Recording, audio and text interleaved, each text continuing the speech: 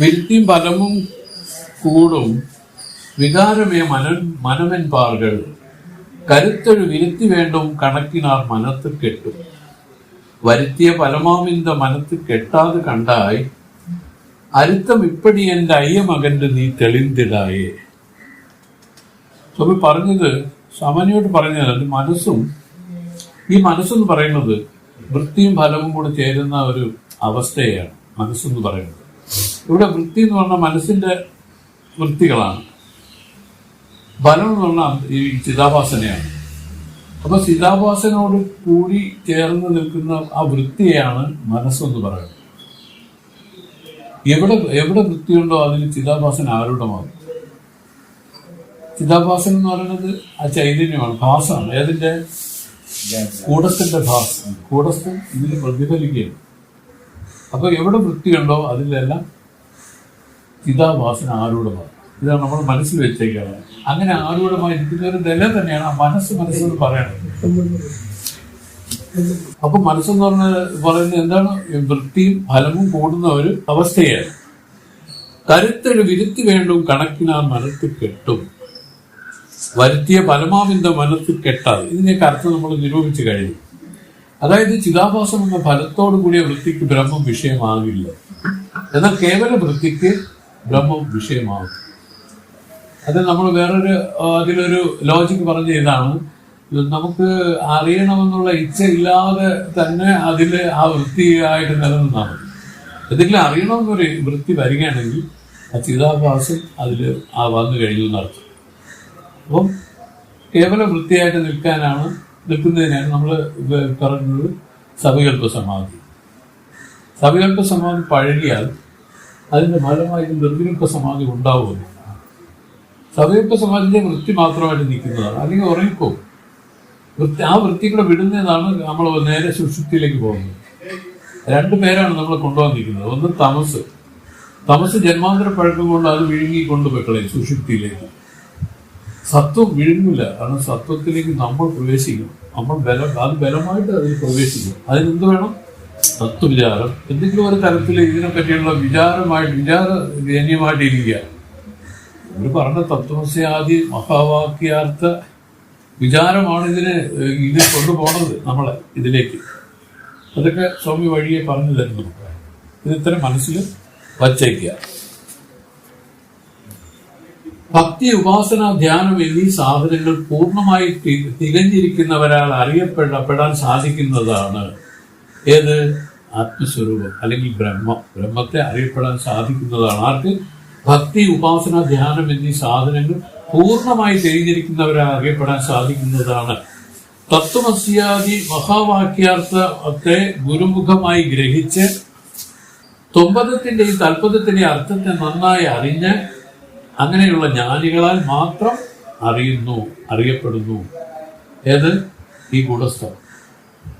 അത് എന്താണ്, എങ്ങനെ അറിയപ്പെടുന്നു എന്ന് ചോദിച്ചാൽ അത് കണ്ണുകൊണ്ടോ ഇന്ദ്രിയങ്ങളെ കൊണ്ടോ മനസ്സുകൊണ്ടോ ഒന്നുമല്ല, അത് നിർവികൽപ്പ സമാധി രൂപമായിട്ട് അറിയപ്പെടുകയാണ്. അറിയപ്പെടുന്നത് ആ ഇരുപ്പിലാണ് അറിയപ്പെടുന്നത്. അല്ലാതെ വേറെ ഒരു ഉപായത്തിലും ഇത് അറിയപ്പെടുന്നില്ല. രൂപാദി വിഷയങ്ങളെ ഗ്രഹിക്കുന്ന നേത്രാദികളായ ഇന്ദ്രിയങ്ങളെയും അതിക്രമിച്ചിരിക്കുന്നതും പ്രത്യേകാത്മാവിന്റെ സാന്നിധ്യ നിമിത്തം പ്രകാശിച്ചുകൊണ്ടിരിക്കുന്ന അന്ധകരണത്തിന്റെ വൃത്തിയിൽ ജ്ഞാനരൂപമായി വിളങ്ങുന്നതും അറിയപ്പെടാൻ കഴിയുന്ന സകല പദാർത്ഥങ്ങളും അല്ലാതിരിക്കുന്നതും ബുദ്ധിവൃത്തിയാൽ അനുഭവിച്ചറിയാൻ കഴിയുന്നതും ഉണ്ട് എന്ന ബോധരൂപമായി വിളങ്ങുന്ന ആനന്ദസ്വരൂപമായും അതല്ലാതെ മറ്റൊന്നിനോടും ചേരാതെ സ്വയം പ്രകാശമായും ഇരിക്കുന്ന ഇതിനെ ജ്ഞാനികൾ ഈശ്വരൻ എന്നറിയുന്നു. വസ്തുമാത്രാതീതം. കണ്ണുകൊണ്ട് കാണുവാൻ കഴിയുകയില്ല, വാക്കുകൊണ്ട് പറവാൻ കഴിയുകയില്ല. ഇന്ദ്രിയങ്ങളെ അധിവസിക്കുന്ന ദേവന്മാർക്കും അറിഞ്ഞുകൂടാ. തപസ്, യാഗാദി കർമ്മങ്ങൾ ഇവ രണ്ടും കൊണ്ടും ലഭിക്കില്ല. ഇന്ദ്രിയങ്ങൾക്ക് വിഷയമല്ലാത്തതിനാൽ വസ്തു തന്നെ ഇല്ലെന്ന് ധരിക്കരുത്. വികാസാത്മാ വിബോധമാകുന്നു. അന്ധകരണ വൃത്തിയിൽ ബോധരൂപമായി വിളങ്ങുന്നു. ജഡമായ അന്ധകരണം പ്രത്യേകാത്മാവിന്റെ സാന്നിധ്യ നിമിത്തം പ്രകാശിക്കുന്നു. അപ്പോൾ ഉണ്ടാകുന്ന വൃത്തിജ്ഞാനം സാക്ഷാത് ജ്ഞാനരൂപാത്മകത്തിന്റെ പ്രതിബിംബമാകുന്നുവെന്ന് സാരം. ഇങ്ങനെ പറഞ്ഞതിനാൽ ബോധത്തിന് വിഷയമായി എന്ന് ധരിക്കരുത്. ന്യായാതീതമായിരിക്കുന്നു. അറിയപ്പെടാൻ കഴിയുന്ന യാതൊരു പദാർത്ഥവുമല്ല. അറിയപ്പെട്ട വസ്തുക്കളും അറിവിന് വിഷയമാകയാൽ ആ വസ്തുക്കളിൽ നിന്നും അന്യമായതാണ് അറിവ് എന്ന് എത്രയും സ്പഷ്ടമാകുന്നു. പ്രമ എന്ന ബുദ്ധിവൃത്തിക്ക് പേർ. പ്രമയെ അഥവാ ബുദ്ധിവൃത്തിയെ അതിക്രമിച്ചിരിക്കുന്നതാകയാൽ അത് പ്രമേയമല്ല എന്ന് സാരം. പിന്നെ ഏതാകുന്നു എന്നാണെങ്കിൽ ജ്ഞാനമയമാകുന്നു. സത്യം ജ്ഞാനമയം, അനന്തം ബ്രഹ്മ. സത്യം ജ്ഞാനം അനന്തം ബ്രഹ്മ. ജ്ഞാനം തന്നെ അതിന്റെ സ്വരൂപമെന്ന് ശ്രുതിയുടെ സാരം. ഹൃദയമാണ് ഇതിന്റെ ഉപലബ്ധിസ്ഥാനം.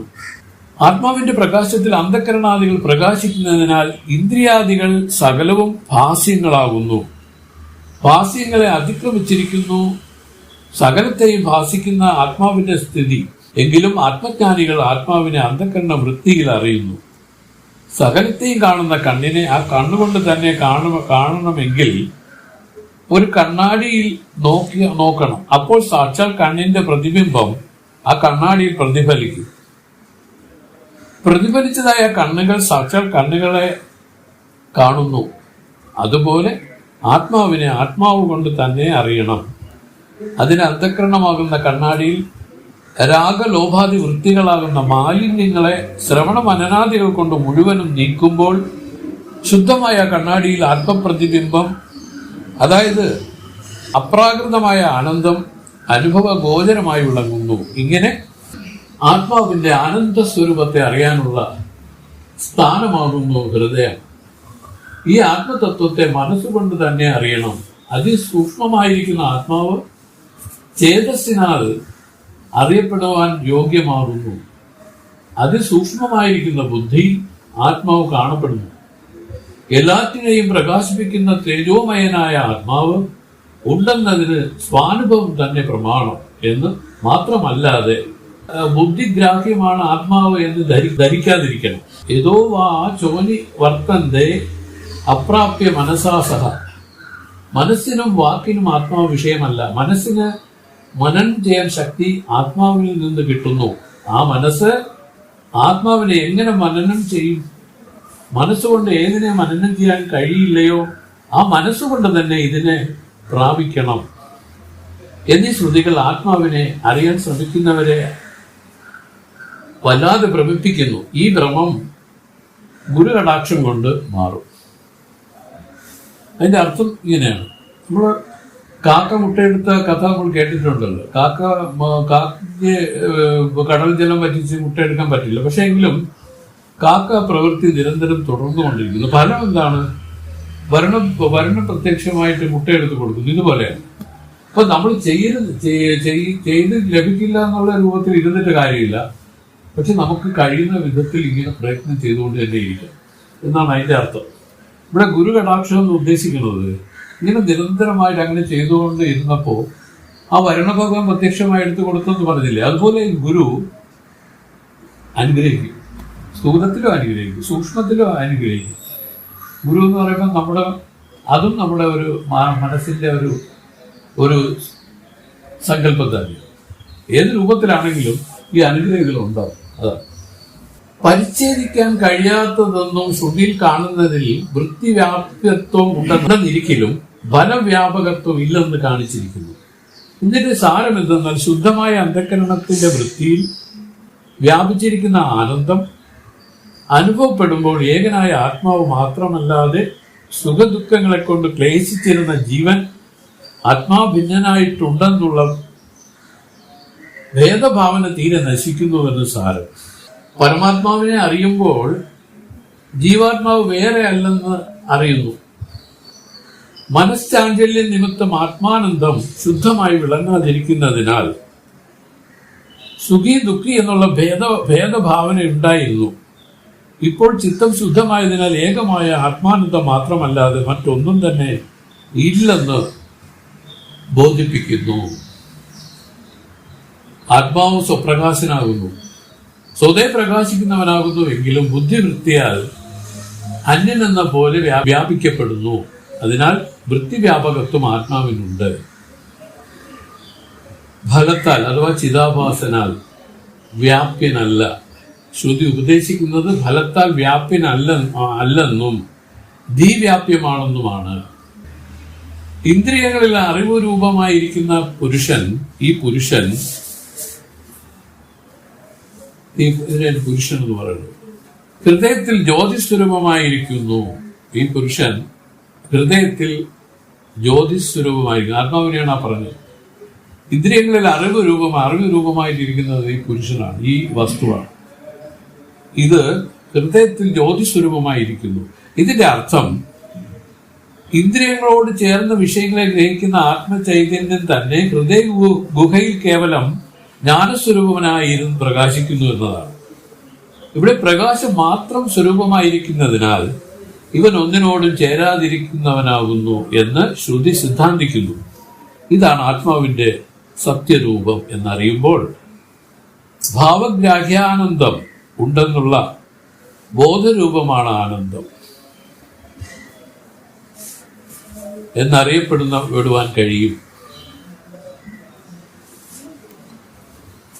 ഇതാണ് ആത്മാവിന്റെ സത്യരൂപം എന്നറിയുമ്പോൾ ഭാവഗ്രാഹ്യാനന്ദം ഉണ്ടെന്നുള്ള ബോധരൂപമാണ് ആനന്ദം എന്നറിയപ്പെടുവാൻ കഴിയും. അറിവ്, ആനന്ദ, പ്രകാശം എന്ന 3 രൂപത്തിൽ ആത്മാവിനെ പറ്റി പറയുന്നു. അത് 3 വെവ്വേറെയല്ല, ഒന്ന് തന്നെയാണ്. ഇങ്ങനെ അതിന്റെ സാമാന്യമായിട്ട് സ്വാമി ഇങ്ങനെ പറഞ്ഞുകൊണ്ട് പോവുകയാണ്. ആ പദ്യത്തിൽ നമുക്ക് പറഞ്ഞു മനസ്സിലാക്കാനുള്ളത് ഇതാണ്. ഈ മനസ്സിനെ പറ്റി പറഞ്ഞത് ഇതാണ്, വൃത്തിയും ഫലനും കൂടെ ചേരുന്നതിനാണ്. അതായത് എവിടെ വൃത്തി എവിടെയുണ്ടോ അവിടെ ചിതാഭാസന ആരൂഢമായ ആ വൃത്തി നിൽക്കുള്ളൂ. അപ്പൊ കേവല വൃത്തിയായിട്ട് നിൽക്കാൻ പറഞ്ഞതിന്റെ അർത്ഥം ഈ ചിതാഭാസന ത്യാഗം ചെയ്യാനാണ്. ചിതാഭാസന എന്ന് ഇവിടെ പറഞ്ഞിരിക്കുന്നത് ആഗ്രഹത്തെയാണ്. ആഗ്രഹമാണ്. തനിക്ക് അറിയണമെന്നുള്ള ഇച്ഛയാണ് ആ ചിതാഭാസനായിട്ട് അവിടെ പറഞ്ഞത്. അതുകൊണ്ട് നമുക്ക് എന്തെങ്കിലും അറിയണമെന്നുള്ള ഇച്ഛയെ നമ്മൾ റിമൂവ് ചെയ്താൽ, എടുത്തു കളഞ്ഞാൽ കേവല വൃത്തിയായിട്ട് നിൽക്കാൻ സാധിക്കും.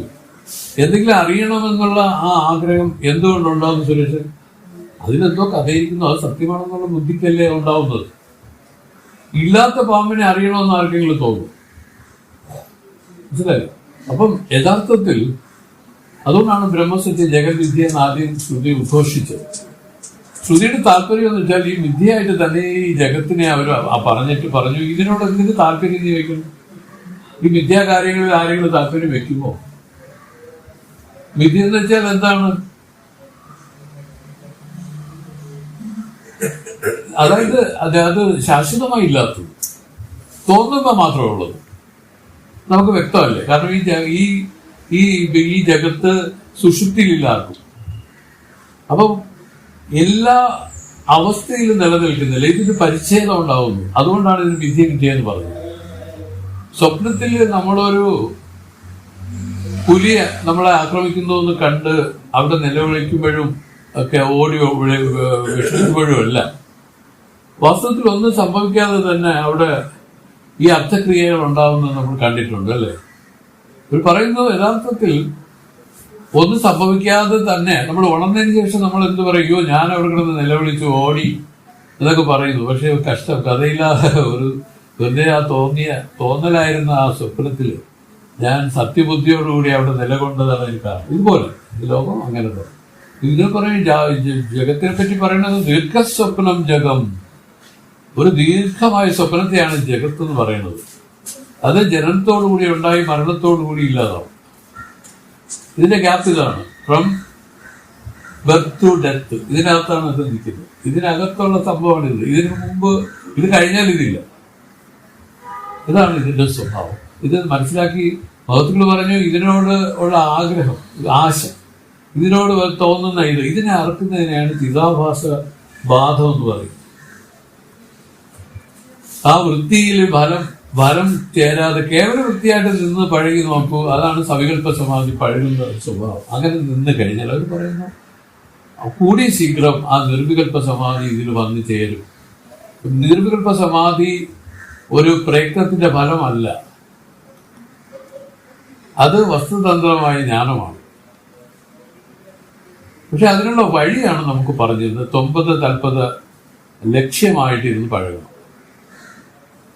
തൊമ്പെന്ന് പറയുന്നത് ഇഞ്ചീവനെയാണ്, തല്ലെന്ന് പറയുന്നത് ഈശ്വരനെയാണ്. അപ്പം 9 ലക്ഷ്യമായി വന്നാൽ അത് വരുന്നതിന് വിട്ട ലക്ഷണം കൊണ്ട് ഈ ജീവോപാധികളെ നേതി ചെയ്ത് അതിന്റെ അവധിയിൽ ഇങ്ങനെ നിൽക്കുന്ന കേവല വൃത്തിയായിട്ട് നിൽക്കുന്ന നിലയാണ് പറഞ്ഞു തന്നത്. അപ്പോൾ എന്ത് സംഭവിക്കുമെന്ന് ചോദിച്ചാൽ അവർ പറയുന്നു ആ കൂടസ്ഥ ദർശനം അതിൽ വരും.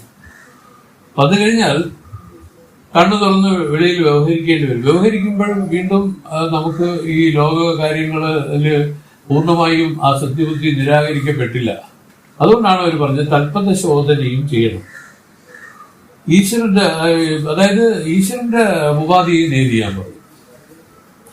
അങ്ങനെ ഈശ്വരന്റെ ഉപാധിയും ജീവന്റെ ഉപാധിയും നേരി ചെയ്ത് നിൽക്കുന്ന സ്വരൂപങ്ങൾ തങ്ങളിൽ ഐക്യം, ആ ഐക്യത്തെയാണ് നമ്മൾ പറയുന്നത് ജ്ഞാനമായിട്ട് പറയുന്നത്. ഈ ജ്ഞാനം ആർക്കുണ്ടാവും എന്ന് അവർ പറഞ്ഞിരിക്കുന്നു? മഹത്തുക്കൾക്ക്. എങ്ങനെയുള്ള ഉത്തമമാരായിരിക്കുന്ന എന്താ പറഞ്ഞു ഭക്തി, ഉപാസന, ധ്യാനം എന്നീ സാധനങ്ങൾ പൂർണ്ണമായി തികഞ്ഞവനായിരിക്കും. അതുപോലെ തത്വമസി മഹാവാക്യ അർത്ഥത്തെ ഗുരുവുമായി ഗ്രഹിച്ച് അതിൽ നിന്ന് ആ രക്ഷാർത്ഥമായിട്ട് നിൽക്കാൻ ശ്രമിക്കുന്നവനായിരിക്കും. ഈ 2 കാര്യങ്ങളാണ് ഇതിൽ അവർ പറഞ്ഞത്. ഇതിലേക്ക് അർഹത വരുന്ന ആളുടെ ലക്ഷണമായിട്ട് പറഞ്ഞു ഇതാണ്. പിന്നെ നമുക്ക് പറഞ്ഞു തരുന്നതെല്ലാം ആത്മാവിനെ എങ്ങനെ അറിയാം എന്ന് ചോദിച്ചാൽ അത് ഒന്നുകൊണ്ടും അറിയാൻ പറ്റില്ല. അതായിട്ട് ഇരുന്നറിയാം. അതായിട്ട് ഇരിക്കാനുള്ള വിദ്യയാണ് ഒരു പ്രകാശിപ്പിക്കുന്നത്. ഇതിന് തടസ്സമായിട്ടുള്ളത് മനോവൃത്തികളാണ്. ആ വൃത്തികൾ എന്നിട്ട് എങ്ങനെയുള്ള വൃത്തികൾ? വിഷയാകാരമായ വൃത്തികളാണ്. വിഷയത്തിൽ സുഖമിരിക്കുന്നു എന്നുള്ള തെറ്റിദ്ധാരണയിലാണ് അത് ഉണ്ടായിരിക്കുന്നത്. പക്ഷെ തെറ്റിദ്ധാരണയിൽ ഇപ്പൊ അറിഞ്ഞൂടാ. വിഷയത്തിൽ സുഖമില്ല, അല്പത്തിൽ സുഖമില്ല. നാ അല്പേ സുഖമസ്തി, അല്പത്തിൽ സുഖമില്ല.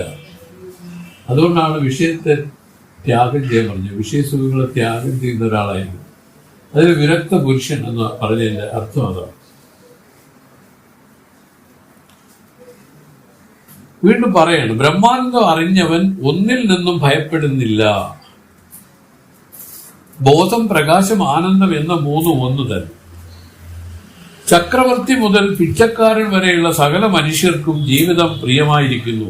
ഈ പ്രിയം ആത്മരൂപമായിരിക്കുന്നതിനാൽ ആത്മസ്വരൂപം ആനന്ദമാകുന്നു. ആത്മാവിന്റെ ആനന്ദാംശത്താൽ വിഷയങ്ങൾ ആനന്ദാസ്പദങ്ങൾ എന്ന് തോന്നുന്നു. ഈ ആനന്ദ അറിവ് രൂപമാകുന്നു. അറിവ് തന്നെ പ്രകാശം. അറിവ് തന്നെ പ്രകാശം. അഗ്നിയിൽ ലോഹിത നിറം, ഉഷ്ണം, പ്രകാശം എന്ന 3 ഗുണം പറയപ്പെടുന്നുവെങ്കിലും ഇത് 3 വെവ്വേറെയായി കാണപ്പെടുന്നില്ല. അഗ്നി ഒന്ന് തന്നെ. അതുപോലെ അറിവാനന്ദ പ്രകാശമായിരിക്കുന്ന ആത്മാവും ഏകനായിരിക്കുന്നു, അന്യമായിട്ട് ഒന്നുമില്ലെന്ന് സാരം. ഇങ്ങനെയാണ് ആ പദ്യത്തിന്റെ അർത്ഥം പറഞ്ഞത്. ഇവിടെ പറഞ്ഞ ഒരെണ്ണത്തിൽ കൂടെ ഒരല്പം ഒന്ന് ശ്രദ്ധിക്കാം.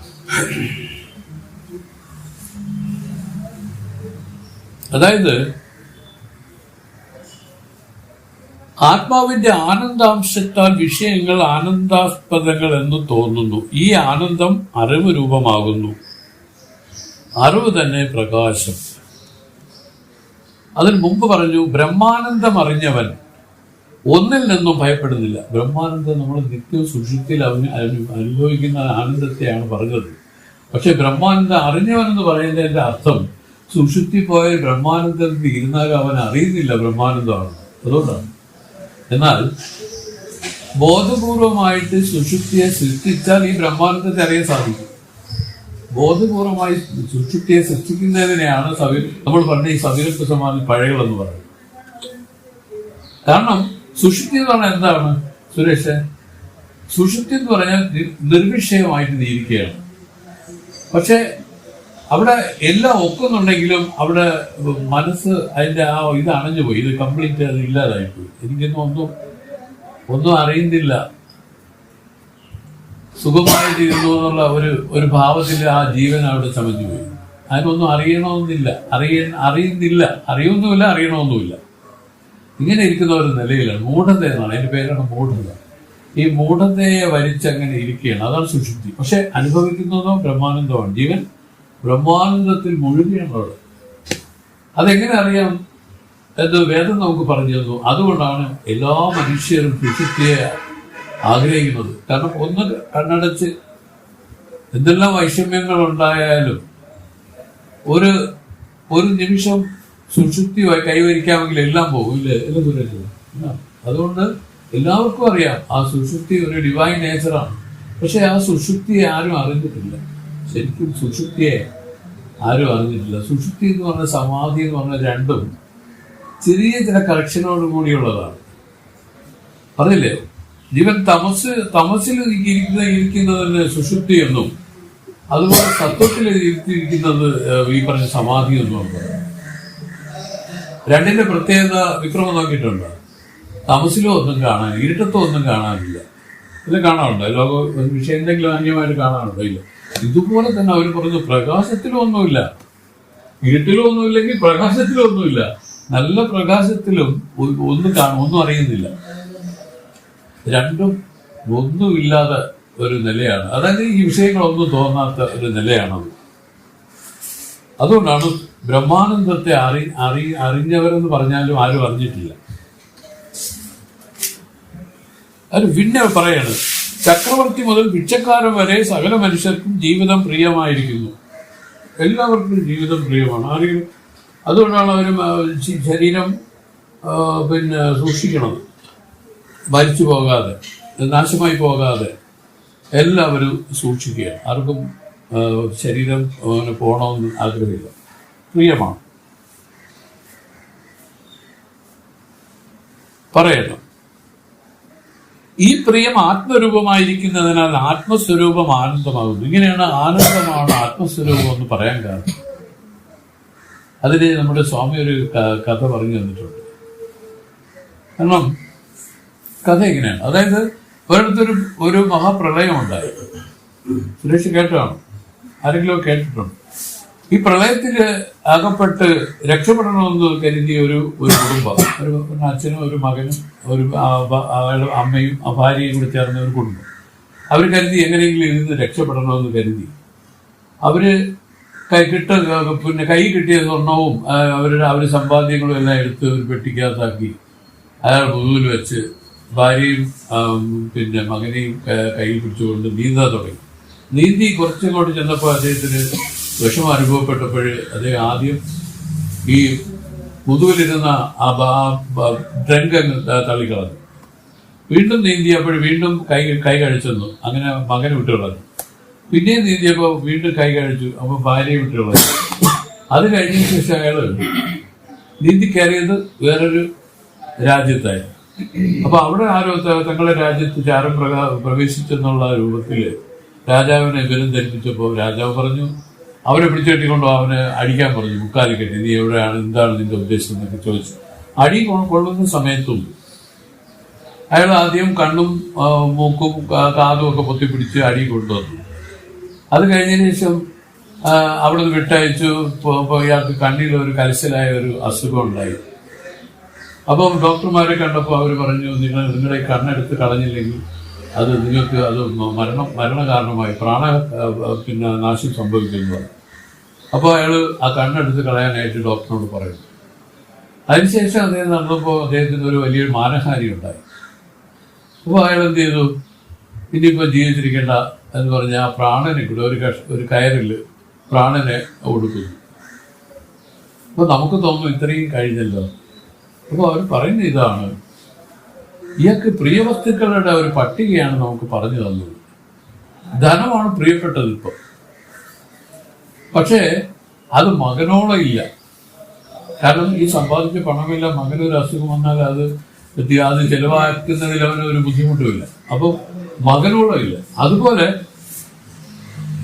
മകനാണ് പ്രിയപ്പെട്ടതെന്നാണോ എന്ന് ചോദിച്ചാൽ അല്ല, അത് ഭാര്യയോളം പ്രിയമില്ല മകനോട്. കഥ പറഞ്ഞു വരുന്നത് ഏതാണ് പ്രിയവസ്തു എന്നുള്ളതിനെ പറ്റിയാണ് ഈ കഥ നമുക്ക് പറഞ്ഞ് മനസ്സിലാക്കി തരുന്നത്. അപ്പൊ അത് ഭാര്യയെ വിട്ടുകളഞ്ഞല്ലോ. അപ്പൊ തന്റെ ശരീരത്തോടാണ്. അപ്പൊ തന്നെ രക്ഷിക്കണമെന്നുള്ള പ്രിയം ശരീരമായി. അപ്പൊ അത് ഇത് കഴിഞ്ഞപ്പോൾ അടിക്കുകയും മറ്റുമൊക്കെ ചെയ്തപ്പോൾ ഇയാൾ കണ്ണും മൂക്കൊക്കെ പൊത്തിപ്പിടിച്ചതിൽ നിന്ന് ഇയാൾക്ക് ശരീരത്തെക്കാട്ടി പ്രിയപ്പെട്ടത് ഇന്ദ്രിയങ്ങളാണെന്ന് വന്നു. ഇനി ഇന്ദ്രിയങ്ങളാണോ പ്രിയപ്പെട്ട വസ്തു എന്ന് നോക്കിയപ്പോ ആ ഇന്ദ്രിയത്തിന് ഒരു കേട് വന്നപ്പോൾ അയാൾ സ്വയമേധ പോയി ഡോക്ടറിനോട് പറഞ്ഞ് കണ്ണെടുത്ത് കളയ ഡോക്ടർ എന്ന് പറഞ്ഞു. അപ്പൊ അതിനെക്കാട്ടി പ്രിയമായിട്ട് ഉള്ളൊരു ഉണ്ടെന്നറിയാം, അത് ഏതാണ് പ്രാണനാണ് പ്രിയമെന്ന്. എന്നാൽ ഒരു വലിയ കടുത്ത മാനഹാനി സംഭവിച്ചപ്പോൾ അയാൾ ആത്മഹത്യ, അതായത് ഒരു കഷ്ണം കയറിൽ തന്നെ പ്രാണൻ ഒടുക്കുന്നു. അപ്പൊ അതിൽ നിന്ന് എന്ത് മനസ്സിലായി? പ്രാണനെക്കാട്ടിലും പ്രിയമുള്ള ഒരു വസ്തു ഉണ്ടെന്നല്ലേ. അതാണ് വേദം പറയുന്നത്. ആ പരമപ്രേമാംശതമായിട്ട് ആത്മാവിരിക്കുകയാണ്. ഇത് നമ്മൾ കാണാതിരിക്കുന്നെന്ന് മാത്രമേ ഉള്ളൂ. പക്ഷേ അവൻ ആ പ്രാണനെ ഒടുക്കിയെങ്കിൽ അവൻ അതിന് മേല എന്തോ ഒരു കാര്യം ഉണ്ടെന്നുള്ളതിന്റെ ധാരണയുണ്ട്, ഇല്ലേ? ഒരു പറയുന്നു. അതുകൊണ്ട് വേദം ഇവിടെ വെച്ച് നിർത്തി. ഇതെല്ലാം ഉപാധികളാണ്. ഇതിനെ വിടുകയും ചെയ്യാം, കൊള്ളുകയും ചെയ്യാം. പക്ഷെ ആത്മാവിനെ വിടാനോ കൊള്ളാനോ സാധ്യമല്ല. ഈ ഉപാധികളെ വേണമെങ്കിൽ ഓരോന്നോരോന്നായിട്ട് ഇപ്പൊ വിട്ട് കാണിച്ചു തന്നല്ലോ. പണത്തെ വിട്ടു, ഉപാധിയാണ്. അത് കഴിഞ്ഞിട്ട് പുത്രനെ വിട്ടു, ഭാര്യയെ വിട്ടു, ശരീരത്തെ വിട്ടു, ഇന്ദ്രിയങ്ങളെ വിട്ടു, അവസാനം പ്രാണനെയും വിട്ടു. പക്ഷേ ഇതെല്ലാം വിടാൻ സാധിക്കും. പക്ഷെ ആത്മാവിനെ വിടാനോ കൊള്ളാനോ സാധിക്കില്ല. പക്ഷെ അത് അറിഞ്ഞുകൂടാതെ ഇരിക്കുകയല്ല, അത് അണ്ടർസ്റ്റുഡ് എന്ന് പറയും ഇംഗ്ലീഷിൽ. അത് അണ്ടർസ്റ്റുഡ്. അപ്പൊ പരമപ്രിയമായിരിക്കുന്നത് എല്ലാവർക്കും ആത്മാവിൽ തന്നെയാണ്. അതുകൊണ്ടാണ് പറഞ്ഞത് പരമപ്രേമാസ്പദമാണ് ഈ ആത്മ. ഇതിനെ ഈ കഥ വെച്ചുകൊണ്ട് സ്വാമി നല്ല ഒരു കാര്യം പറഞ്ഞു. അവിടെ ആ ലക്ഷണയിൽ നിങ്ങളൊന്ന് നിന്ന് നോക്കാൻ പറഞ്ഞു. ആ ഭാഗം ഒന്ന് നല്ലതുപോലെ വിചാരം ചെയ്ത് നോക്കാൻ പറയും. സുരേഷിനൊക്കെ മുമ്പ് പറഞ്ഞത് അതാണ് ആത്മാവ് പരമപ്രേമാസ്പദം എന്ന് പറയാൻ കാരണം. ഇങ്ങനെ പറഞ്ഞ് സ്വാമി അവസാനിപ്പിച്ചു. ഒടുവിൽ പറയാണ്, ഈ അഗ്നിയെ പറ്റി പറയുമ്പോൾ അതിന് 3 ഗുണങ്ങളാണ്. 3 ഗുണങ്ങളല്ല, 3 കാര്യങ്ങൾ അതിലുണ്ട്. എന്തിനാണ്? നിറം, ഉഷ്ണം, പ്രകാശം. അതായത് അഗ്നിയെ പറ്റി പറയുമ്പോൾ അതിനൊരു നിറം, അതാണ് ഒരു ചുവന്ന നിറമാണ് ഈ കത്തി വരുമ്പോൾ, അല്ലേ? ചൂട് നിറം, ചൂട്, ഉഷ്ണം, അത് അതിന്റെ കൂടെ ഉള്ളതാണ് ഉഷ്ണം. ഇതിന്റെ പ്രകാശവും അതിന്റെ കൂടെ. ഇത് 3 ആണോ എന്നാണ് ചോദ്യം. ഇതുപോലെ സച്ചിദാനന്ദം 3 ആണോ എന്നാണ് ആ ചോദ്യത്തിൽ അടങ്ങിയിരിക്കുന്നത്. അപ്പൊ പറയണ് ഇത് 3 ഒന്ന് തന്നെ. കാരണം ഇതിനെ 3നെ പിരിച്ചാൽ അഗ്നി എന്നുള്ളത് പോയി. ഇത് ഏതെങ്കിലും ഒന്ന് പോയാൽ അഗ്നി എന്നുള്ളത് പോയി. ഇതാണ് ഈ രൂപത്തിൽ നമ്മൾ മനസ്സിലാക്കിക്കൊള്ളാം. പറയണം, അഗ്നി ലോഹിത നിറം, ഉഷ്ണം, പ്രകാശം എന്ന 3 ഗുണം പറയപ്പെടുന്നുവെങ്കിലും ഇത് 3 വെവ്വേറെ കാണപ്പെടുന്നില്ല. അഗ്നി ഒന്ന് തന്നെ. അതുപോലെ അറിവാനന്ദ പ്രകാശമായിരിക്കുന്ന ആത്മാവും. അറിവ്, ആനന്ദം, പ്രകാശം, അതാണ് സത്ത്, ചിത്ത്, ആനന്ദം. ഇവിടെ അറിവെന്ന് പറഞ്ഞുകൊണ്ട് സത്ത്, ചിത്തെന്ന് പറയുന്നത് പ്രകാശം, ആനന്ദം. ഇങ്ങനെ 3 ഈ 3 രൂപമായിട്ട് ആത്മാവിനെ പറഞ്ഞാണ് നമ്മൾ വേദാന്തിക്കുന്നത്. പക്ഷെ ഇത് 3ആയിട്ട് പറഞ്ഞാൽ ഇത് ഏകമായിരിക്കുന്നു, ഇത് ഏകമായിരിക്കുന്നു, അന്യമായിട്ട് ഒന്നുമില്ലെന്ന് സാരം ഞാൻ പറഞ്ഞ് നമുക്ക് ആ പദ്യത്തിന്റെ അർത്ഥം സ്വാമി വിളക്കിയിരിക്കും. പറയണം, ആത്മാവ് സ്വപ്രകാശനാകുന്നു, സ്വതേ പ്രകാശിക്കുന്നവനാകുന്നു എങ്കിലും ബുദ്ധിവൃത്തിയാൽ അന്യനെന്ന പോലെ വ്യാപിക്കപ്പെടുന്നു. അതിനാൽ വൃത്തി വ്യാപകത്വം ആത്മാവിനുണ്ട്. ഫലത്താൽ ചിതാഭാസനാൽ വ്യാപകനല്ല. ശ്രുതി ഉപദേശിക്കുന്നത് ഫലത്താൽ വ്യാപ്യമല്ലെന്നും ദ്വിവ്യാപ്യമാണെന്നും ആണ്. കാരണം ഇത് ആത്മാവ് വ്യാപകനെന്ന് പറയേണ്ട കാര്യമില്ല. കാരണം ആത്മാവിനെ സംബന്ധിച്ച് അത് വേറെ അന്യമായിട്ടൊന്നുമില്ല. അത് പരിപൂർണമാണ്. പിന്നെ നമുക്കത് വ്യാപകനെന്ന് പറയേണ്ട കാര്യമില്ല. ഇത് ആ ബുദ്ധിയാണ് പറയുന്നത്. ബുദ്ധി വൃത്തിയാണ് വ്യാപകമാക്കിയിരിക്കുന്നത്. പക്ഷേ നമുക്കറ്റി ഒന്നും പറയാൻ പറ്റില്ല. അതാണ് അവാത്മന സഹോദരമായ ബ്രഹ്മം, അത് അവാത്മന സഹോദരമായ ആത്മാ എന്നൊക്കെ ഇതിനെ പറയുന്നത്. അത് വളരെ സൂക്ഷിച്ച് പറയാനും കേൾക്കാനൊക്കെ സിമ്പിൾ ആണെങ്കിലും നല്ല വിചാരം ചെയ്ത് ഇതിന്റെ അന്തസ്സത്തെ നമ്മൾ ഉൾക്കൊള്ളണം. അതിലാണ് നമുക്ക് ഇതിന്റെ അനുഭവം വരാൻ പോകുന്നത്. അല്ലാതെ ഇതൊരു തിയറി പഠിച്ചു വെക്കുന്നത് കൊണ്ട് മാത്രമല്ല, നല്ലതുപോലെ വിചാരം ചെയ്യാനാണ് ഇത് ഉപയോഗിക്കുന്നത്. അങ്ങനെ നമുക്കിനി 15ാമത്തെ പദ്യത്തിലേക്ക് വന്നു. വഞ്ചകമിൽ പരമാർത്ഥ കുരുവേ ചൊന്ന വഴികൾ അറിന്തേ ഇനി ഓർ വചനം കേളിയർ. ചഞ്ചലമറ്റകണ്ട പൂരണമായി ചിത്തം തഥാകാരമായി ഇരുപ്പതല്ലോ ചമാതിയോഗം. ഉജ്ജലയത്ത് ഒത്ത് അലവത് തൻ സ്വഭാവമാകി ഒരു കണത്തിൽ പല ഉലകായി ഉദിക്കുമിന്ന നെഞ്ചകം. വത്തുവിൽ അശയാ നിവാദസ്ഥിത ദീപം എന്ന നിലൈ അടവതെപ്പടി നീർ ചൊല്ലീരേ. അടവതെപ്പടിയോ നീർ ചൊല്ലീരേ. ഇതൊരു ക്വസ്റ്റ്യനാണ്. വഞ്ചകമിൽ പരമാർത്ഥ കുരുവേ ചൊന്ന വഴികൾ അറിന്തേൻ ഇനി ഓർ വചനം കേളിയർ. ചഞ്ചലമറ്റ അകണ്ട പൂരണമായി ചിത്തം തഥാകാരമാവതല്ലോ ചമാതിയോഗം. ഉജ്ജലയത്ത് അലവത് തൻ സ്വഭാവമാകി ഒരു കണത്തിൽ പല ഉലകായി ഉദിക്കുമിന്ത നെഞ്ചകം. വസ്തുവിൽ അശയാ നിവാദ ദീപനിലയെ അടവതെപ്പടിയോ നീർ ചൊല്ലിയത്. വഞ്ചകമിൽ പരമാർത്ഥ ഗുരുവേ എന്ന് പറഞ്ഞാൽ ഉപായമല്ലാത്തവകളെ ഉപായമെന്ന് ഉപദേശിക്കുന്ന വഞ്ചക ഗുണമില്ലാത്ത പരമാർത്ഥ ഗുരുവേ. കാരണം എല്ലാവരും ഇത് അതായത് എന്തിനാണ് അല്ലാത്തവകളെ ഉപായമെന്ന് ഉപദേശിക്കുന്നവരാണ് സാധാരണ ആൾക്കാർ. ഇതിനെ ഉപദേശിക്കില്ല. അങ്ങനെ ഉപദേശിക്കാത്ത ആളായിട്ടാണ് ഇരിക്കുന്നത് കൊണ്ടാണ് വഞ്ചകമിൽ ഗുരുവേ എന്ന് പറഞ്ഞത്. ഒരു കാപട്യവുമില്ലാത്ത ഗുരുവേ. ചൊന്ന വഴികൾ അറിന്തേ വാക്കിനും മനസ്സിനും ബ്രഹ്മം എത്തുകയില്ല എന്നതിന് അവിടുന്ന് അരുളിയ കാരണങ്ങളെ നല്ലതുപോലെ ഞാൻ മനസ്സിലാക്കി. ഇനി ഇപ്പോൾ ഓർ വചനം കേളിയർ. ഞാൻ ചോദിക്കാൻ പോകുന്ന ഒരു സംശയം കേട്ട് ഉത്തരം അരുളയണം. പറയാണ്. ചിത്തമായത് ചഞ്ചലമറ്റ് അചഞ്ചലമായി അഖണ്ഡ പൂരണമായി അഖണ്ഡ പരിപൂരണമായി തഥാകാരം ആവതല്ലോ ബ്രഹ്മാകാരമാകുന്നതല്ലയോ സമാധിയോഗം. സമാധി എന്ന് ചൊല്ലപ്പെടുന്ന ചിത്തനിരോധം. ഉജ്ജലയൊത്തലവത് മിന്നൽ പോലെ അലഞ്ഞുകൊണ്ടിരിക്കുന്ന എന്നത് തന്റെ സ്വഭാവമായി ഒരു കണത്തിൽ ഒരു ക്ഷണനേരത്തിൽ പല ഉലകായി ഉദിക്കും നാനാലോകങ്ങളായി ഉദയം ചെയ്യുന്ന ഇന്ത നെഞ്ചകം ഈ ചിത്തം വസ്തുവിൽ അചഞ്ചലമായി അതിസൂക്ഷ്മമായ ബ്രഹ്മത്തിൽ അജയന്റെ അശയാതെ നിവാദ ദീപം പോലെ. നിവാദ ദീപത്തിന്റെ സ്ഥിതി അതായത് സ്ഥിതിയെ അടയുന്നത് എപ്പടിയോ അടയുന്നത് എങ്ങനെയെന്ന് ഞാൻ അറിയുന്നില്ല. നീർ ചൊല്ലീർ അവിടെ നിന്ന് ഉപദേശിക്കണമേ. നിവാദ ദീപം എന്ന് പറഞ്ഞാൽ കാറ്റില്ലാത്തടത്ത് കത്തിച്ചു വെച്ച വിളക്കുപോലെ എന്നർത്ഥം. നിവാദ ദീപം, നിവാദസ്ഥിത ദീപം. അത് എന്താണെന്ന് വെച്ചാൽ അവര് നമ്മള് ഈ ക്ഷേത്രത്തിലൊക്കെ ഇരിക്കുന്ന ഒരു വിളക്കുണ്ടല്ലോ, കെടാവിളക്ക്. ഈ കെടാവിളക്കിന്റെ അതായത് ഒരു സമാധി അനുഭവത്തെയാണ് പറയുന്നത്. കാരണം അതിൽ മാത്രമേ ഈ വിളക്ക് ഇങ്ങനെ കത്തി ഇങ്ങനെ നിൽക്കുമെന്നല്ലാതെ അത് ആശയില്ല, അങ്ങോട്ടും ഇങ്ങോട്ടും അങ്ങനെയില്ല. ഇങ്ങനെ ഈ മനസ്സിനെ നിർത്താൻ എങ്ങനെ സാധിക്കും എന്നുള്ള ചോദ്യമാണ് ഇവിടെ ഈ ശിഷ്യൻ ചോദിക്കുന്നത്. ഉജ്ജലയത്തലവത് തൻ സ്വഭാവമാകി ഒരു കണത്തിൽ പല ഉലകായി ഉദിക്കുമെന്ന നെഞ്ചകം. അതായത് മനസ്സിനെ പറ്റി പറയുന്ന ഒരു നിമിഷത്തിൽ തന്നെ പല ഉലകായിട്ട് ഉദിക്കുമെന്നാണ്.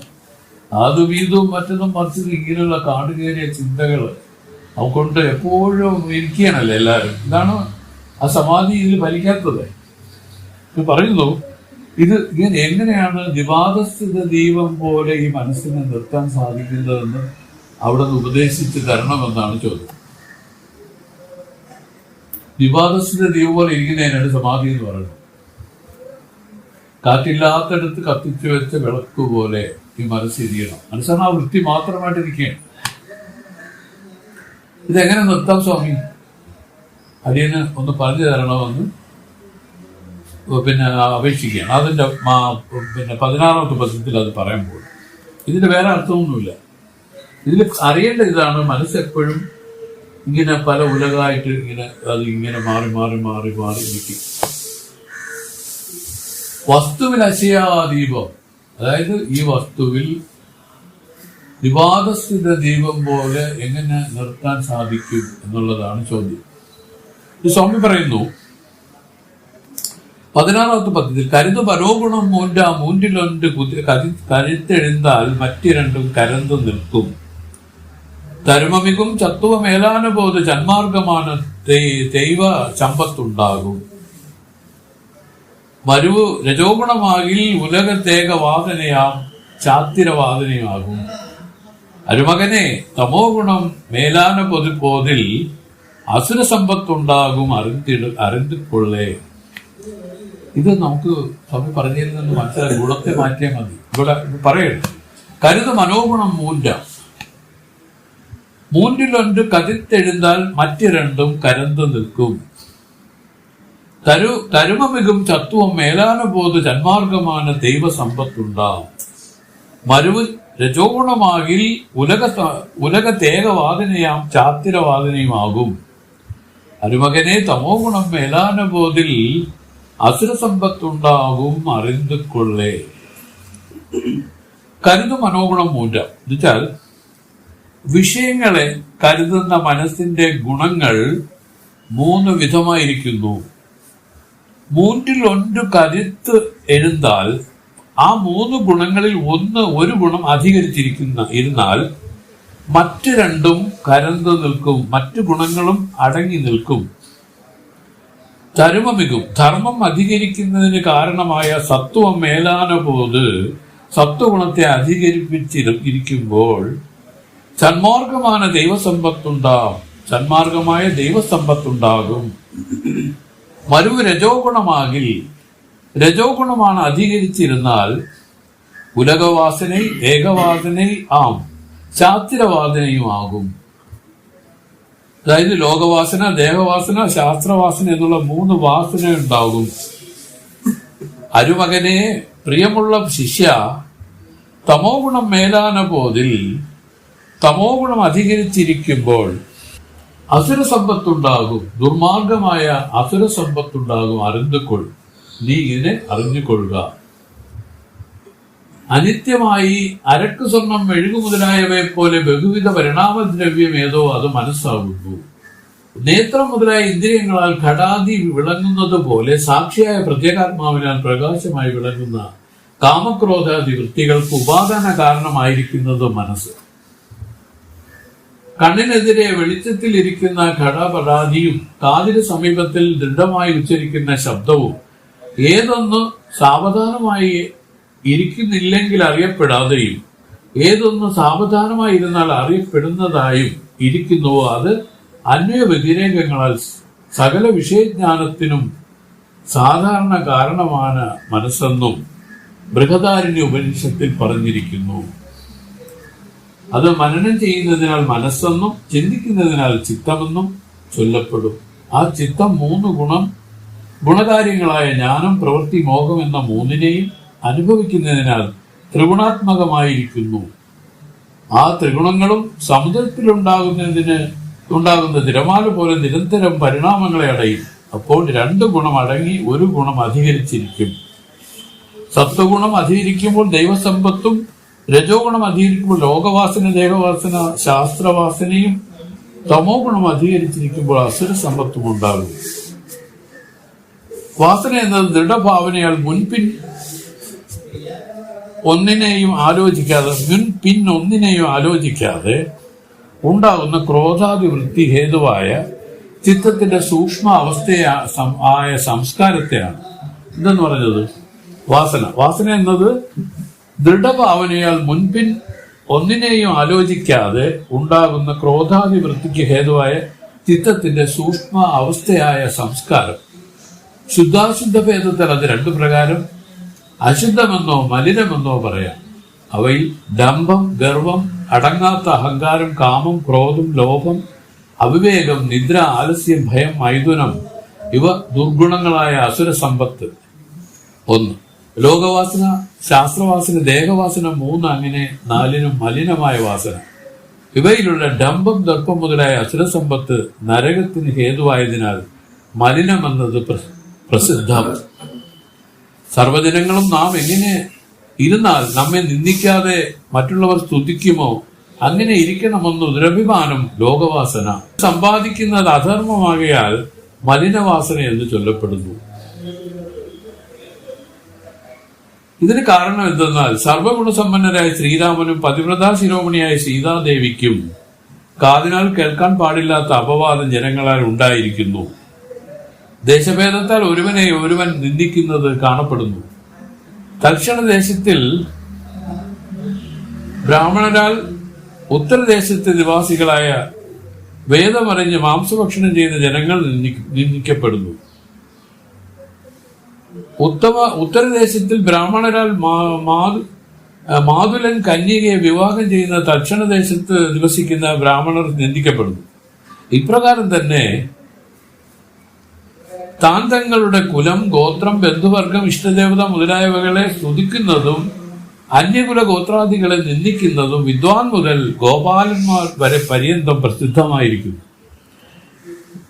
ഇതാണ് ലോകവാസന. ഈ ലോകവാസന നശിക്കും വിധമുള്ള ഉപായം എന്താണെന്നാണെങ്കിൽ, സർവ്വജനങ്ങൾക്ക് സന്തോഷം വരുവിധം നടക്കത്തക്ക ഉപായമൊന്നുമില്ല. അവരവരുടെ മനസ്സിൽ തോന്നും പ്രകാരം ചൊല്ലുന്ന ജനങ്ങളുടെ ചൊല്ലൽ നമുക്കെന്തു വരാൻ? ആരെന്തു പറഞ്ഞാലും നാം അനുഷ്ഠിക്കേണ്ടവ അനുഷ്ഠിക്കണം എന്ന വിവേകം ലോകവാസനയെ നശിപ്പിക്കാനുള്ള ഉപായം ആകുന്നു.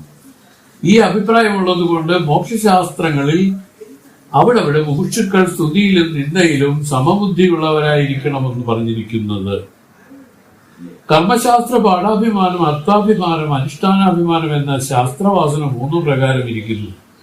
അവയിൽ ശാസ്ത്ര പാഠാഭിമാന കാരണം എന്താണെന്നാണെങ്കിൽ, ഭരദ്വാജ മുനി 3 പുരുഷായുസ് വരെ ബഹുവിധ വേദങ്ങളെ അധ്യയനം ചെയ്തു. 4ാം പുരുഷായുസിൽ ഇന്ദ്രൻ വന്നു വീണ്ടും മുനി വേദാധ്യയനത്തിൽ പ്രവർത്തിക്കുന്നത് കണ്ട് വേദത്തിന്റെ ആകത്തുകയും അതിൽ ഭരദ്വാജ മുനിയിനാൽ ജന്മത്തിൽ അധ്യയനം ചെയ്തു തീർന്ന അളവും കാണിച്ചു കൊടുത്തു. വേദം ഒരു മഹാപർവ്വതമാണെങ്കിൽ മുനി 4 ജന്മത്തിൽ പഠിച്ചു തീർത്തത് മലയുടെ കുറച്ച് പാറക്കഷണങ്ങളാകുന്നെന്ന് കാട്ടിക്കൊടുത്തു കണ്ടു. അത് ഉപേക്ഷിച്ച് തപസ് ചെയ്ത് ഭരദ്വാജ മുനി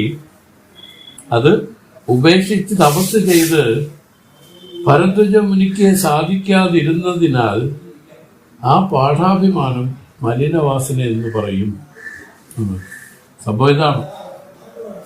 കാരണം ഇത് പഠിക്കുക എന്ന് പറഞ്ഞാൽ അർത്ഥം ഇത് ഈ ഒരു സബ്ജക്ട് പഠിക്കും പോലെ ഇത് പഠിക്കുന്ന പോലെ പഠിക്കാനല്ല. ഇത് നമ്മുടെ അനുഭവത്തിൽ കലർത്തി അവർ പറയുന്ന ഇതാണ്, തന്നിൽ ഉദാഹരിച്ചാണ് ഇതിനെ പഠിക്കാനുള്ളത്. ഇതൊരു പാഠ്യ വിഷയമല്ല. ഇത് സത്യത്തിൽ തന്നിൽ ഉദാഹരിച്ച് ഇതിനെ കാണുന്ന രൂപത്തിൽ ഈ പഠനം ഇതിൽ വന്നാൽ ഇതിന് കൂടുതൽ ശാസ്ത്രങ്ങളും കൂടുതലൊന്നും പഠിക്കേണ്ട ആവശ്യമില്ല. ഒരു പറഞ്ഞു തരുന്ന രൂപത്തിൽ തന്നെ ഇത് ഓരോരുത്തർക്കും അനുഭവജ്യമാവും.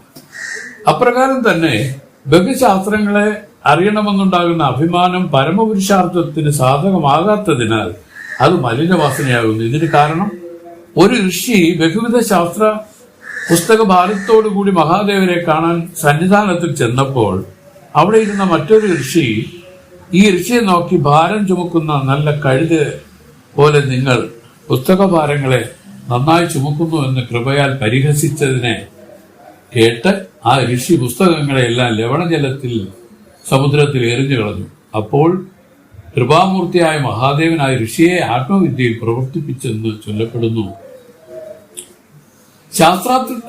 ശാസ്ത്രാർത്ഥത്തിന്റെ അനുഷ്ഠാനാഭിമാനം മലിനവാസന എന്നതിന് ഉദാഹരണം നിദാകൻ എന്നവർ ഋഭു മഹർഷിയാൽ അടിക്കടി ആത്മതത്വം ഉപദേശിച്ചിട്ടും കർമാനുഷ്ഠാനത്തിനാൽ ശ്രദ്ധ വിട്ടില്ല എന്നതും, ധരശൂരൻ കർമാനുഷ്ഠാനത്തിന്റെ ഫലം ഭൂമിയിൽ ഒരിടത്തും പരിശുദ്ധി ഉണ്ടാകില്ലെന്നതുമാകുന്നു.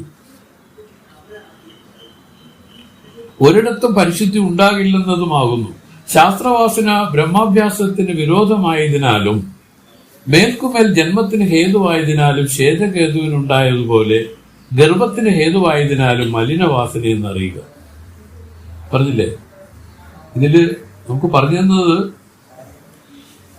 ആ രജോ ഗുണം മേലായിരിക്കുമ്പോൾ എന്താണ് ഉണ്ടാവുന്നത് ഒരാൾക്ക് എന്ന് ചോദിച്ചിട്ട് പറയാണ് ഈ പറയുന്ന 3 വാസന: ദേഹവാസന, ലോകവാസന, ശാസ്ത്രവാസന എന്നുള്ള ഈ വാസനകളുണ്ടാവും. ഇത് പറയുന്നതിന്റെ ആക്ഷേപം ഇതിനെ വിട്ടുകളയുക എന്നുള്ളതല്ല, മറിച്ച് ഇതെല്ലാം തന്നിൽ ഉദാഹരിച്ച് സാക്ഷാത്കാരത്തിന് വേണ്ടി ഉപയോഗിക്കണം. അല്ലാതെ പണ്ഡിതനായിട്ട് തർക്കിച്ച് അഭിമാനിക്കാനും അതിൽ പണം സമ്പാദിക്കാനും ഒക്കെയുള്ള രൂപത്തിൽ പോകരുതെന്നുള്ള അർത്ഥത്തിൽ പറഞ്ഞത് എന്ന് വിചാരിച്ച് ലവണജലത്തിൽ എറിഞ്ഞു കളഞ്ഞു എന്ന് പറഞ്ഞതിന്റെ അർത്ഥം വേറൊന്നായിട്ട് എടുക്കരുത്. ഇതിനെ ഉപേക്ഷിക്കാനുള്ള അർത്ഥമല്ല. സംഭവം ഇതല്ല. ഇത് എത്ര 3 ജന്മമാണ് ഭരദ്വാജ മഹർഷി ഈ ശാസ്ത്രങ്ങളെ പഠിച്ചത്. എന്നിട്ടും അദ്ദേഹത്തിന് സാക്ഷാത്കാര ജ്ഞാനം സംഭവിച്ചില്ല. അതിന്റെ കാരണം എന്താണ്? അദ്ദേഹം പഠിക്കുന്നത് തന്നിൽ ഉദാഹരിച്ചല്ല പഠിച്ചിരിക്കുന്നത്.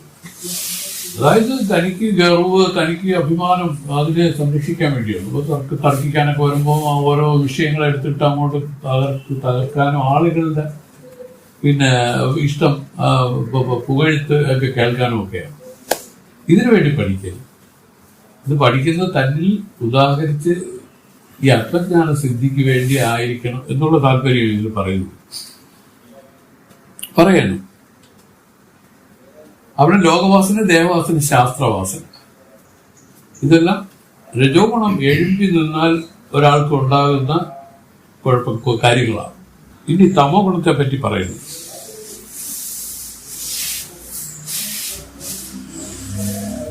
അതിന് കുറച്ചുകൂടെ പറഞ്ഞിട്ട് അവസാനിപ്പിക്കുന്നു. ഛേദകേതുവിന് ഉണ്ടായതുപോലെ ഗർവത്തിന് ഹേതുവായതിനാലും ഛേദകേതുവിന് ഉദാലക മഹർഷി 9 പ്രാവശ്യം തത്വസി ഉപദേശിച്ചെന്നാണ് പറഞ്ഞിരിക്കുന്നത്. എന്തുകൊണ്ടാണ് 9 പ്രാവശ്യം ഉപദേശിച്ചതെന്നറിയുന്നത്? ഛേദകേതുവിന് ശാസ്ത്രങ്ങളെല്ലാം അറിയാവുന്ന ഒരു ഗർവുണ്ടായിരുന്നു. അതുകൊണ്ട് തന്നെ ഈ ഉപദേശിക്കുന്നത് അദ്ദേഹം കാരുണ്യ പുരസ്സരം ഉപദേശിച്ചിട്ടും അതില് കുതർക്കങ്ങള് അങ്ങനെ നോക്കി അതില് വിദണ്ഡാവാദങ്ങളൊക്കെ ഉന്നയിച്ച് അങ്ങനെ നിൽക്കാനാണ് അദ്ദേഹം ശ്രമിച്ചത്. അതല്ല, ഇത് തനിക്ക് ആത്മസാക്ഷാത്കാരത്തിനാണെന്നുള്ള രൂപത്തിൽ അതിനെ കാണാനും ഉദാഹരിച്ച് അതിൽ നിൽക്കാനും ശ്രമിച്ചില്ല. അതാണ് ഛേദകേതുവിന് 9 പ്രാവശ്യം ഉപദേശിക്കുന്നത്. ഉദാഹരണവർഷിയാണ്. അപ്പൊ അതുകൊണ്ടാണ് ഇവിടെ പറഞ്ഞ ഛേദകേതുവിന് ആ ഗർവമുണ്ടായിരുന്നു. അല്ലെങ്കിൽ ആ പ്രഥമ ഉപദേശത്തിൽ തന്നെ ഈ തത്വസി ഉപദേശമാണ് ഇതിന്റെ അനുഭവം ഉണ്ടാക്കുന്നത്. അത് അപ്പോഴും തന്നെ ഫലിച്ചത്. കാരണം അങ്ങനെയുള്ള അത്രയും കഴിവുള്ള ആള് തന്നെയാണ് ഉദ്ദാലക മഹർഷി. അതുപോലെ തന്നെ ഛേദകേതു. പറയണം, ദേഹഭ്രാന്തിയിലും അതിന് ഗുണം സമ്പാദിക്കണമെന്ന ഭ്രാന്തിയാലും ദോഷത്തെ ഇല്ലാതാക്കണമെന്ന ഭ്രാന്തിയാലും ദേഹവാസന 3 വിധമിരിക്കുന്നു. അവയിൽ ദേഹാത്മഭ്രാന്തി രൂപമായ ദേഹവാസന, ചാർവാകർ മുതലായ ഛേദകേതു ദേഹവാസന വിധമിരിക്കുന്നു. അവയിൽ ആത്മഭ്രാന്തി രൂപമായ ദേഹവാസന ചാർവാകൻ മുതലായവരിൽ പ്രസിദ്ധമായിരിക്കും. ദേഹവാസന ചാർവാകരിൽ പ്രസിദ്ധമാണ്. കാരണം അവർ പറയുന്നത് എന്താണ്? ഈ ദേഹമാണ് ആത്മ. അതാണ് ചാർവാകന്മാർ പറയണം. ലൗകിക ശാസ്ത്രീയ ഭേദത്താൽ ദേഹത്തിന് ഗുണസമ്പാദനം 2 പ്രകാരം ഇരിക്കുന്നു. ദേഹത്തിനെ പോഷിപ്പിക്കണമെന്ന് വിചാരിച്ച് എണ്ണ, നെയ്യ്, മുളക് മുതലായവയെ ഭുജിക്കുന്നതും ദേഹത്തിൽ പുഷ്ടിയുണ്ടാക്കാൻ ഔഷധങ്ങൾ സേവിക്കുന്നതും സ്നാനം ചെയ്ത് നല്ല വസ്ത്രാഭരണങ്ങളെ ധരിക്കുന്നതും ശരീരം സുഗന്ധമായിരിക്കുന്നതിന് പുഷ്പമാല അണിഞ്ഞ് ചന്ദനം മുതലായവകളെ പൂശുന്നതും ലൗകിക ഗുണസമ്പാദനം ഗംഗ മുതലായ പുണ്യതീർത്ഥങ്ങളിൽ സ്നാനം ചെയ്യുന്നതും സാളഗ്രാമാദി തീർത്ഥത്തെ പോഷ്ടിക്കുന്നതും ശാസ്ത്രീയ ഗുണസമ്പാദനം ദേഹത്തിന്റെ ദോഷത്തെ ഇല്ലാതാക്കുന്നതും ശാസ്ത്രീയ ഭേദത്തിൽ 2 പ്രകാരം. അവയിൽ വൈദ്യശാസ്ത്രത്തിൽ പറഞ്ഞിരിക്കുന്ന ഔഷധങ്ങളാൽ മുഖക്ഷാളനാദി ലൗകികം, സൗജ ആചമനാദികൾ ശാസ്ത്രീയം. ഈ 3 വിധ ദേഹവാസനകളും മലിനവാസനകൾ ഇവകളെ മുമുക്ഷുകൾ വർജിക്കേണ്ടതാകുന്നു. ഏവനൊരുത്തൻ വാദം, പിത്തം, ശ്ലേഷ്മ എന്ന 3 ധാതുക്കളോട് കൂടി പ്രേതരൂപമായ ദേഹത്തിൽ ജ്ഞാനെന്ന ബുദ്ധിയും പുത്രമിത്ര കളത്രാദികൾ എന്റേതെന്നുള്ള മമതയും പാഷാണം, മുത്ത്, തരു, തമ്രം മുതലായവയിലുള്ള വികാരമായ മൂർത്തികളിൽ മാത്രം ദേവബുദ്ധിയും ഗംഗയാദി ജലമാത്രത്തിൽ തീർത്ഥബുദ്ധിയും ഉള്ളവനോ അവൻ തത്വവിത്തുകളായ മഹത്തുക്കളുടെ സഭയിൽ ഗർദ്ധമെന്ന് ചൊല്ലപ്പെടുമെന്ന് ഭാഗവതത്തിൽ പറഞ്ഞിരിക്കുന്നു. ഗർദ്ധം എന്ന് വെച്ചാൽ കഴുത. ശാസ്ത്രവിത്തുകളുടെ ആ മഹത്തുക്കളുടെ മുമ്പിൽ ഇവരാരാണ്? ഗർദ്ധമാണ്, കഴുതകളാണ് പറയണം മാത്രം. അതായത് ദേഹം അത്യന്തം മലിനം, ആത്മാവ് അത്യന്തം നിർമ്മലം. അതിനാൽ ദേഹത്തിന് എത്രമാത്രം ശൗചം ചെയ്താലും അത് ശുദ്ധിയുള്ളതാകയില്ല. ആത്മാവ് നിത്യശുദ്ധനാകയാൽ ശൗചത്തിന്റെ ആവശ്യം അതിന് ഇല്ലെന്നും സൂത സംഹിതയിലും മറ്റ് ശാസ്ത്രങ്ങളിലും പ്രസിദ്ധമായിരിക്കുന്നു. ഔഷധം സേവിക്കുക മുതലായവയാൽ ശാന്തമായ രോഗം വീണ്ടും അടിക്കടി ഉണ്ടാകുന്നതിനാൽ ലൗകിക ശരീര ദോഷം നീക്കാൻ സാധിക്കുകയില്ല. ഇത് പറയണം, ശുദ്ധവാസനകളെ പറ്റി പറയണം. പല കാര്യങ്ങളും മനസ്സിലാക്കേണ്ടതായിട്ടുണ്ട്. ആര്? മുമുക്ഷുക്കൾ, ഇത് ആത്മസാക്ഷാത്കാരത്തിലേക്ക് പോകുന്നവര് അത്യന്തം ഇത് നല്ലപോലെ അറിഞ്ഞിരിക്കേണ്ട ചില രഹസ്യങ്ങളാണ് ഈ പറയുന്നത്. പറഞ്ഞു ലോകവാസന, ദേഹവാസന, ശാസ്ത്രവാസന. അതാണ് 3 വാസനകൾ. ഏത്? രജോ ഗുണം മുന്നിൽ നിന്നാലുണ്ടാവുന്നത്. അതില് ലോകവാസനയെ പറഞ്ഞു, ശാസ്ത്രവാസനയും പറഞ്ഞു. ഇപ്പൊ ദേഹവാസനയെ പറ്റി പറയണം. ഈ ദേഹവാസന എന്ന് പറഞ്ഞാൽ അർത്ഥം ഈ മലിനമായ ഈ ദേഹത്തെ ഒരു പറയുന്നു 3 വിധ ദേഹവാസനകളും മലിനവാസനകൾ. ഇവകളെ മുമുക്ഷുക്കൾ വർദ്ധിക്കേണ്ടതാകുന്നു.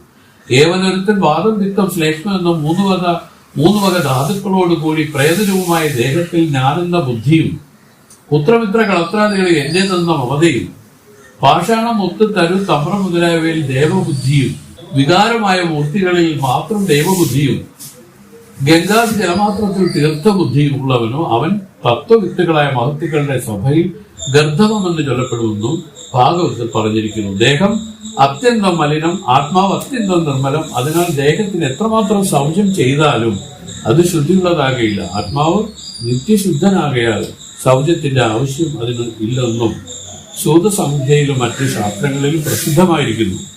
ഔഷധം സേവിക്കുക മുതലായവകളാൽ ശാന്തമായ രോഗം വീണ്ടും അടിക്കടി ഉണ്ടാകുന്നതിനാൽ ലൗകിക ശരീരദോഷം നീക്കാൻ സാധിക്കുകയില്ല.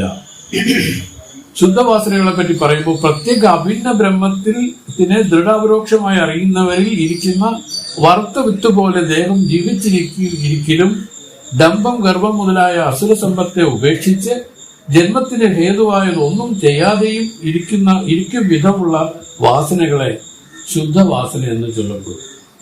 അപ്പൊ നമുക്ക് ശുദ്ധവാസന പഴകണം, മലിനവാസനകൾ വിട്ടുകളയാം. ഇതിന് 3ലും ശുദ്ധവാസനയെ പറഞ്ഞു സ്വാമി.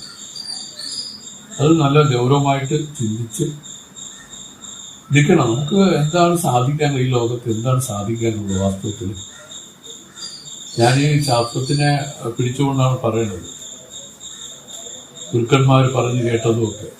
അതായത് നമുക്ക് എന്താണ് ഇവിടെ സാധിക്കാനുള്ളത്? നമ്മൾ ഇനി രാജാവിനെ പോലെ ജീവിച്ചാലും എന്തെല്ലാം ഉണ്ടായാലും, എന്തെല്ലാം പ്രൗഢിയും പ്രസിദ്ധിയും എല്ലാം ഉണ്ടായാലും നമുക്ക് ഈ ജന്മം അവസാനിക്കുമ്പോൾ നമ്മൾ എന്ത് നേടിയെന്ന് ചോദിച്ചാൽ വട്ടപൂജ എന്നാണ് അവർ പറയുന്നത്.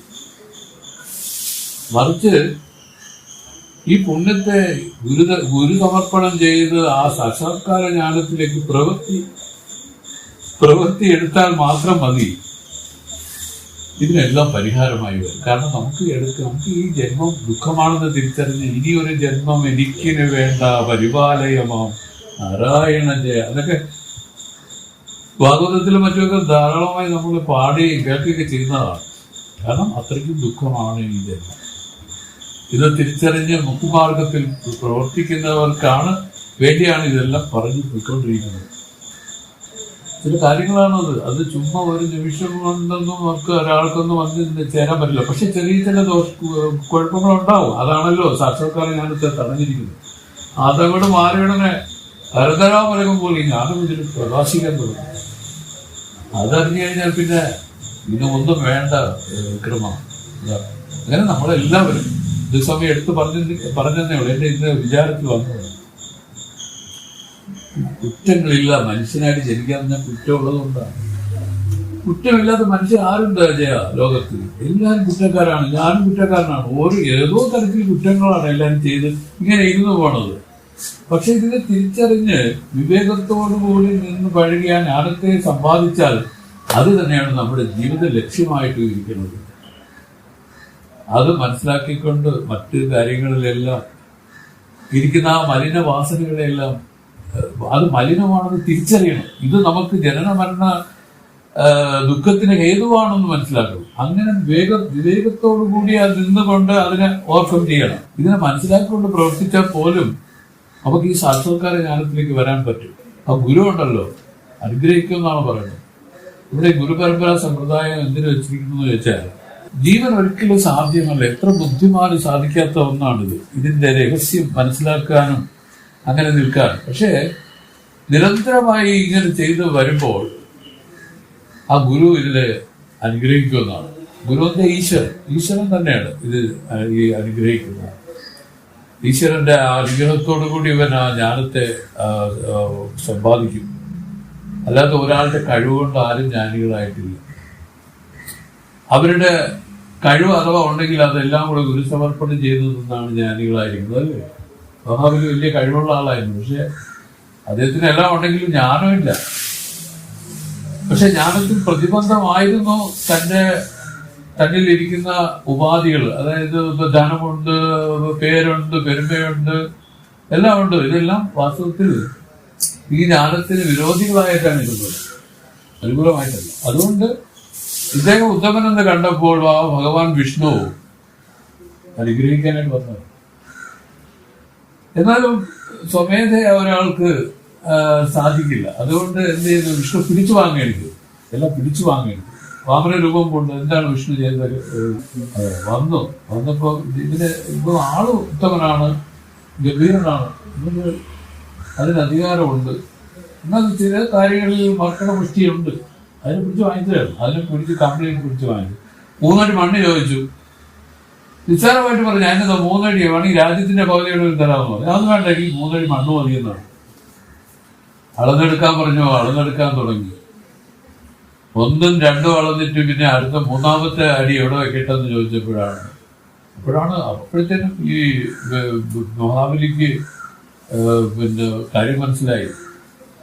അദ്ദേഹം ശിരസ് നമിച്ചു എന്നാണ് പറയുന്നത്. അതിനെ ചവിട്ടി താഴ്ത്തി എന്ന് പറയും. അപ്പോൾ ജ്ഞാനത്തിന്റെ അധികാരിത്വം വരണമെങ്കിൽ നമ്മളിരിക്കുന്ന ഈ എത്ര ഉത്തമനെന്ന് പറഞ്ഞാലും അവരിലും ഇരിക്കുകയാണ് സുരേഷ് ഈ പറയുന്ന മലിനമായ കാര്യങ്ങൾ അവിടെ ഇരിക്കുക. ജ്ഞാനം ഇതുവരെ സംഭവിക്കുന്നില്ല, മലിനവാസന ഇരിക്കുന്നവരെ സംഭവിക്കില്ല. ആ മലിനവാസനകളെ മലിനവാസനയാണെന്ന് തിരിച്ചറിഞ്ഞ വിവേകത്തോടു കൂടി അതിൽ നിന്നുകൊണ്ട് ഈ ജ്ഞാനത്തെ സമ്പാദിക്കും. ഇതാണ് പറഞ്ഞതിൻ്റെ 17ാമത്തെ പദ്യം കൂടെ വായിച്ചു നോക്ക്. നൃത്തം മനത് സത്വസ്വരൂപം മറ്റു രണ്ടും വന്ന് കലണ്ടന അവറ്റെ മാറ്റിനാൽ പോ തനത് സന്മാർഗത്തെ വിടാമൽ ഇരുന്ന പോത് തമോ ഗുണവും രജോ ഗുണവും ശമിക്കും. ധനപരിണാമം ചലനം പോനാക്കാൽ കളങ്കമറ്റ നിന്റെ ആകാശം പോൽ ഉന്നുള്ളം അപ്പടിയ പിരമത്തിൽ ഒന്നായി നിർവികൽപ്പ സമാധിയിലെ നിൽക്കും താന്. ഈ നിർവികൽപ്പ സമാധിയിൽ എങ്ങനെ നിൽക്കാമെന്നുള്ളതിനെ പറ്റി നമുക്ക് പറഞ്ഞു തരികയാണ്. മനത് സത്വസ്വരൂപം, മനസ്സിലെ യഥാർത്ഥ ഗുണം സത്വഗുണമാണ്. മറ്റു രണ്ടും അന്ധകലണ്ടന് രജോഗുണ തമോഗുണങ്ങൾ വന്നു ചേർന്നിരിക്കുന്നത്. അതുകൊണ്ട് തന്നെ അവറ്റെ മാറ്റിനാൽ പോകും, അവരെ മാറ്റാൻ പറ്റും.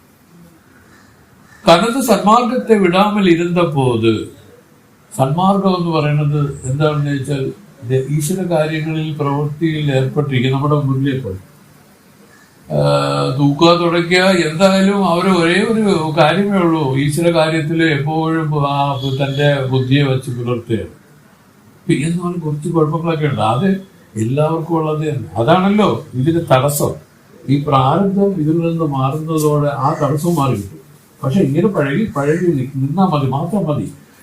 സ്വാമി പറഞ്ഞില്ല, ഇങ്ങനെ പോയിക്കൊണ്ടിരിക്കുക, നിങ്ങൾ ഈ ഫലത്തെ അത് ചിന്തിക്കേണ്ട, ആയില്ലല്ലോ, ഇതെന്താ ആകാത്ത, അങ്ങനെ ഒന്നും ചിന്തിക്കണ്ട. Just gone like this till end എന്നാണ് നമ്മളടുത്ത് പറഞ്ഞത്. ഇങ്ങനെ അങ്ങ് പ്രവർത്തിച്ച് പോയിക്കൊണ്ടിരിക്കുക. ഇതെല്ലാം അതിന്റെ കണക്ക് ആ ടൈം വെക്കുമ്പോൾ എല്ലാം വന്നു ചേരും, ഒരു കുഴപ്പമില്ല. ഇത് വെച്ച് കളഞ്ഞിട്ട് പൊയ്ക്കളയരുത്. ഇതൊക്കെയാണ് ഇത് പറയുന്നു. തനത് സന്മാർഗത്തെ വിടാമല്ലോ, അതിന്റെ സജാതി വൃത്തിയിൽ തന്നെ ഇരിക്കാൻ പഠിക്കും. അത് ഒരാൾക്ക് സ്വയമായിട്ടിരിക്കാൻ പറ്റില്ല. അതാണ് ഗുരുവേദാന്ത ശാസ്ത്രങ്ങളെ ആശ്രയിച്ചുകൊണ്ട് ഈ സജാതീയ വൃത്തി പഴകി അങ്ങനെ ഇരിക്കുന്നത്. ഇതിനാണ് വിചാരമാർഗം. ഇതിനെപ്പറ്റി ചിന്തിക്കുക. തൽചിന്തനം, തൽക്കഥനം, അന്യോന്യം, തൽപ്രഭാഷണം, ഇതുപോലെയുള്ള സത്സംഗാദികളിലൊക്കെ ഏർപ്പെട്ട് ആ ഈശ്വര കാര്യത്തിൽ തന്നെ വ്യാപൃതമാക്കി മനസ്സിനെ എപ്പോഴും വെച്ച് ഇങ്ങനെ കഴിയുന്നവരെ സംബന്ധിച്ച് അവർ പറയുന്നത് തമോ ഗുണവും രജോ ഗുണവും ശമിക്കുന്നു. അവരുടെയാണ് തമോ ഗുണവും രജോ ഗുണങ്ങളും ഇല്ലാതായി പോകുന്നത്. ഈ അവിദ്യയെ നശിക്കുന്നതിനെയാണ് ജ്ഞാനമായിട്ട് ഇവിടെ പറഞ്ഞു. ഘനപരിണാമം ചലനം പോനാക്ക. ഈ ഘനപരിണാമമായിരിക്കുന്ന ചലനം, ഈ രജോ ഗുണം അതിൽ നശിച്ചു പോകും. പോനാക്കാൽ കളങ്കമറ്റും നിന്റെ ആകാശം പോലും നിനതുള്ളം അപ്പടിയ പിറമത്തൊണ്ടായി നിർവികൽപ്പ സമാധിയിലെ നിൽക്കും താനെ. നമുക്ക് അടുത്ത പ്രാവശ്യം ഇതിന്റെ അർത്ഥം മണി വന്നു. ഓ വയ്യനേനതുള്ളതിന്റെ അനന്ത ജന്മങ്ങളാണ്ട വയ്യനെ ഉപദേശിച്ച വെളിവന്ന ഗുരുവേ പോറ്റി ഉയവേ മുക്തി നൽകുതവിക്കോറുതവിനായേ ചെയ്യുമാറും കാണേ പോറ്റി.